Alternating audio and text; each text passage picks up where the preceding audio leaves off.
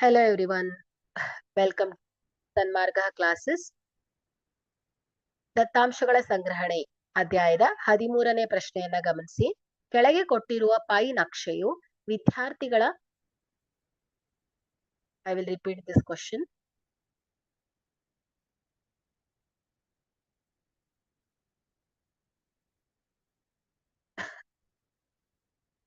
Hello everyone, welcome to Sanmarga classes. ದತ್ತಾಂಶಗಳ ಸಂಗ್ರಹಣೆ ಅಧ್ಯಾಯದ 13ನೇ ಪ್ರಶ್ನೆಯನ್ನ ಗಮನಿಸಿ.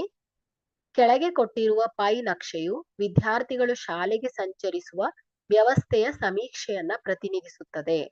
ವಿದ್ಯಾರ್ಥಿಗಳು ಹೆಚ್ಚು ಉಪಯೋಗಿಸುವ ಸಂಚಾರ ವ್ಯವಸ್ಥೆಯು ಆಯ್ಕೆ A taxi, B metro, C bus, D ನಡಿಗೆ.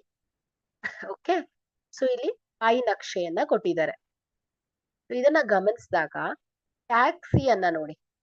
ಸೊ ಇದು ಈ ಪೈ ನಕ್ಷೆಯಲ್ಲಿ ಅತಿ ದೊಡ್ಡ ಭಾಗವನ್ನ ಅಂದ್ರೆ ಅರ್ಧಕ್ಕಿಂತ ಸ್ವಲ್ಪ ಹೆಚ್ಚು ಅಲ್ವಾ ಆಕ್ರಮಿಸಿಕೊಂಡಿದೆ. ಅಂದ್ರೆ ದೊಡ್ಡ ಭಾಗ ಆಯ್ತು.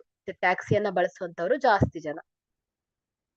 ಸೊ ನೆಕ್ಸ್ಟ್ ಮೆಟ್ರೋವನ್ನ ಗಮನಿಸಿದ್ರೆ ಸೊ ಇದು ಎರಡನೆಯ ದೊಡ್ಡ ಭಾಗ ಆಗತ್ತೆ. ಬಸ್ ಅನ್ನ ನೋಡಿದ್ರೆ ಇದು ಮೆಟ್ರೋಗಿಂತ ಚಿಕ್ಕದಾಗಿದೆ.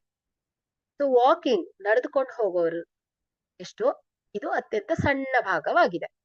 ಇಲ್ಲಿ ನಮ್ಗೆ ಪೈ ನಕ್ಷೆಯಲ್ಲಿ ವಿದ್ಯಾರ್ಥಿಗಳು ಶಾಲೆಗೆ ಸಂಚರಿಸುವ ವ್ಯವಸ್ಥೆಯ ಸಮೀಕ್ಷೆಯನ್ನ ಪ್ರತಿನಿಧಿಸಿದೆ.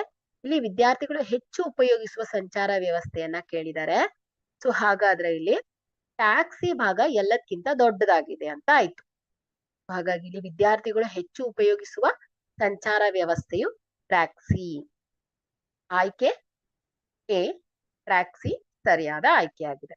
Thank you.